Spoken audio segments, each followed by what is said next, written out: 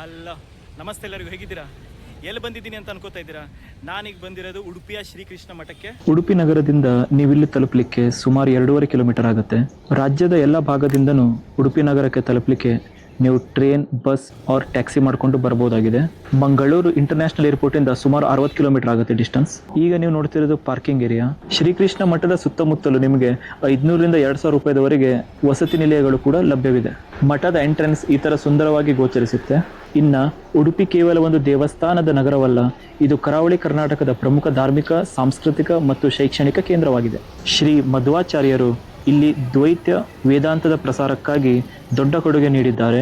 ಅವರು ಸ್ಥಾಪಿಸಿದ ಅಷ್ಟಮಠಗಳು ಉಡುಪಿಯ ಧಾರ್ಮಿಕ ಜೀವನದ ಪ್ರಮುಖ ಭಾಗವಾಗಿದೆ. ಉಡುಪಿಯ ಶ್ರೀಕೃಷ್ಣ ಮಠವು ಕರ್ನಾಟಕದ ಅತ್ಯಂತ ಪ್ರಸಿದ್ಧ ಧಾರ್ಮಿಕ ಕ್ಷೇತ್ರಗಳಲ್ಲಿ ಒಂದಾಗಿದೆ. ಸುಮಾರು 800 ವರ್ಷಗಳಿಗೂ ಹಿಂದಿನ ಇತಿಹಾಸ ಹೊಂದಿರುವ ಈ ಕ್ಷೇತ್ರವು 13ನೇ ಶತಮಾನದಲ್ಲಿ ಶ್ರೀ ಮಧ್ವಾಚಾರ್ಯರು ಸ್ಥಾಪಿಸಿದರು. ಅವರು ದ್ವೈತ ವೇದಾಂತದ ತತ್ವಶಾಸ್ತ್ರದ ಪ್ರಮುಖ ಆಚಾರ್ಯರು. ಪುರಾಣಗಳ ಪ್ರಕಾರ ದ್ವಾರಕೆಯಲ್ಲಿ ಪೂಜಿಸಲ್ಪಟ್ಟ ಶ್ರೀಕೃಷ್ಣನ ಬಾಲರೂಪದ ವಿಗ್ರಹವು ಕಾಲಕ್ರಮೇಣ ಗೋಪಿಚಂದನದ ದೊಡ್ಡ ಗಡ್ಡೆಯೊಳಗೆ ಸೇರಿತ್ತು. ಮಲ್ಪೆ ಸಮುದ್ರ ತೀರದ ಬಳಿ ಬಂದ ಹಡಗಿನಲ್ಲಿ ಆ ಗೋಪಿಚಂದನದ ಗಡ್ಡೆ ಇತ್ತು.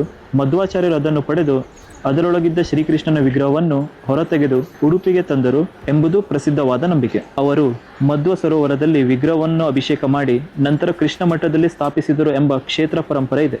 ಇನ್ನು ಮಠದ ಸುತ್ತಮುತ್ತಲಿನ ಅಂಗಡಿಗಳಲ್ಲಿ ಕುಂಕುಮ, ಅರಿಶಿಣ, ಪೂಜಾ ಸೆಟ್, ರುದ್ರಾಕ್ಷಮಾಲೆ, ದೇವರ ಫೋಟೋ, ಮಠದ ಮಂಟಪಗಳನ್ನು ನೀವು ಪಡಿಬೋದಾಗಿದೆ. ಇನ್ನು ಮಠಕ್ಕೆ ಹೋಗ್ಲಿಕ್ಕೆ ಈ ರೀತಿ ಸರ್ದಿ ಸಾಲಲ್ಲಿ ಹೋಗ್ಬೇಕಾಗತ್ತೆ. ನಾವು ಹೋಗಿದ್ದ ಟೈಮ್ನಲ್ಲಿ ಜಾಸ್ತಿ ಕ್ರೌಡ್ ಇದ್ದಿದ್ದಿಲ್ಲ, ಹಾಗಾಗಿ ನಾವು ಕಂಟಿನ್ಯೂ ಹೋಗ್ತಾ ಇದ್ದೀವಿ. ಮತ್ತು ಯಾವುದೇ ರೀತಿ ಎಕ್ಸ್ಟ್ರಾ ಚಾರ್ಜಸ್ ಇಲ್ಲ.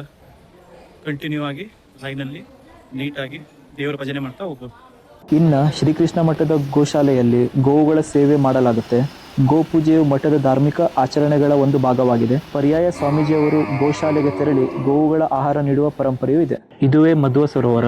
ಮಧ್ವಾಚಾರ್ಯರ ಕಾಲದಿಂದಲೇ ಈ ಸರೋವರಕ್ಕೆ ವಿಶೇಷ ಧಾರ್ಮಿಕ ಮಹತ್ವವಿದೆ ಎಂದು ಮಠದ ಪರಂಪರೆಯಲ್ಲಿ ಹೇಳಲಾಗುತ್ತೆ. ಶ್ರೀಕೃಷ್ಣನ ವಿಗ್ರಹವನ್ನು ಇಲ್ಲಿ ಅಭಿಷೇಕ ಮಾಡಿ ನಂತರ ಪ್ರತಿಷ್ಠಾಪಿಸಲಾಯಿತು ಎಂಬ ನಂಬಿಕೆಯೂ ಇದೆ. ಈ ಕೆರೆಯು ಉಡುಪಿ ಕ್ಷೇತ್ರದ ಧಾರ್ಮಿಕ ಇತಿಹಾಸದ ಪ್ರಮುಖ ಭಾಗವಾಗಿದೆ. ಈ ಕ್ಷೇತ್ರದ ಇನ್ನೊಂದು ದೊಡ್ಡ ವಿಶೇಷತೆ ಏನೆಂದರೆ ಅದುವೇ ಅನ್ನದಾಸೋಹ.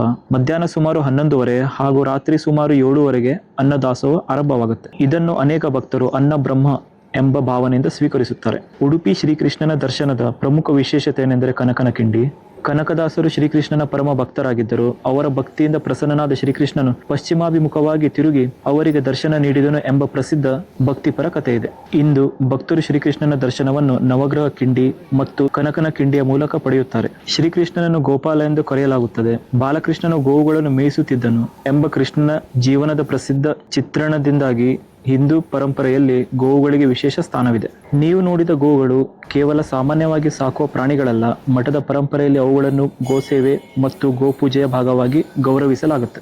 ಮಧ್ವಾಚಾರ್ಯರು ಶ್ರೀಕೃಷ್ಣನ ಪೂಜೆ ಮತ್ತು ದ್ವೈತ ತತ್ವದ ಪ್ರಚಾರಕ್ಕಾಗಿ 8 ಮಠಗಳನ್ನು ಸ್ಥಾಪಿಸಿದರು. ಅವುಗಳು ಪಾಲಿಮಾರು ಮಠ, ಆದಮಾರು ಮಠ, ಕೃಷ್ಣಾಪುರ ಮಠ, ಪುತ್ತಿಗೆ ಮಠ, ಶಿರೂರು ಮಠ, ಸೋದೆ ಮಠ, ಕಾಣಿಯೂರು ಮಠ ಹಾಗೂ ಪೇಜಾವರ ಮಠ. ಅನ್ನದಾಸೋಹದ ಪಾತ್ರೆಗಳನ್ನು ನೀವೀಗ ನೋಡ್ತಾ ಇದ್ದೀರಾ. ಪ್ರಸಾದವನ್ನು ಪಡೆಯಲು ಈ ಕೌಂಟರಲ್ಲಿ ಪೇ ಮಾಡಬೇಕಾಗುತ್ತೆ. ಇನ್ನು ಅಷ್ಟಮಠದ ಸ್ವಾಮೀಜಿಗಳು ಕ್ರಮವಾಗಿ ಶ್ರೀಕೃಷ್ಣನ ಪೂಜೆ ಮತ್ತು ಆಡಳಿತದ ಜವಾಬ್ದಾರಿ ವಹಿಸುವ ವ್ಯವಸ್ಥೆಯನ್ನು ಪರ್ಯಾಯ ಎಂದು ಕರೆಯುತ್ತಾರೆ.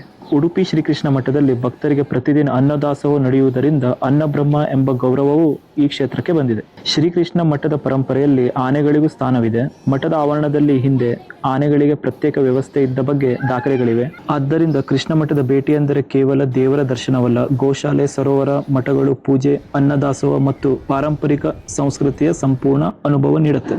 ಇಲ್ಲಿಯೇ ನೀವು ಕಂಚು ಮತ್ತು ಬೆಳ್ಳಿಯಿಂದ ನಿರ್ಮಾಣಗೊಂಡ ಶ್ರೀಕೃಷ್ಣನ ವಿಗ್ರಹವನ್ನು ಪಡೆಯಬಹುದಾಗಿದೆ. ಅಷ್ಟೇ ಅಲ್ಲದೆ ಭಗವದ್ಗೀತೆ, ಪುರಾಣ ಪುಸ್ತಕಗಳು, ಮಂತ್ರಸ್ತೋತ್ರಗಳು, ದೇವರ ಚಿತ್ರಗಳು, ಭಕ್ತಿಗೀತೆಗಳ ಪುಸ್ತಕವನ್ನು ಕೂಡ ಪಡೆಯಬಹುದಾಗಿದೆ. ಇನ್ನು ನಾನು ಮಾಡಿರುವಂಥ ಈ ವಿಡಿಯೋ ನಿಮ್ಗೆ ಇಷ್ಟವಾದಲ್ಲಿ ದಯವಿಟ್ಟು ಲೈಕ್, ಸಬ್ಸ್ಕ್ರೈಬ್ ಮತ್ತು ಶೇರ್ ಮಾಡೋದನ್ನು ಮರಿಬೇಡಿ. ಜೈ ಹಿಂದ್.